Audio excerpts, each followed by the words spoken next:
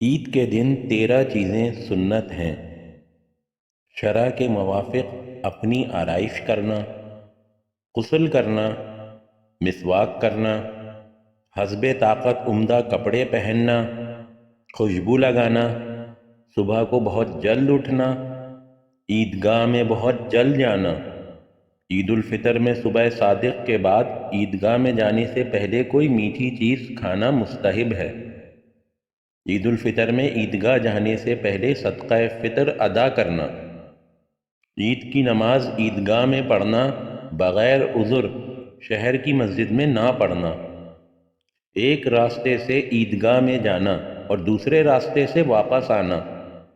عیدگاہ جاتے ہوئے راستے میں اللہ اکبر لا الہ الا اللہ واللہ اکبر وللہ الحمد عید الفطر میں آہستہ آہستہ کہتے ہوئے جانا۔ سواری کے بغیر پیدل عیدگاہ میں جانا۔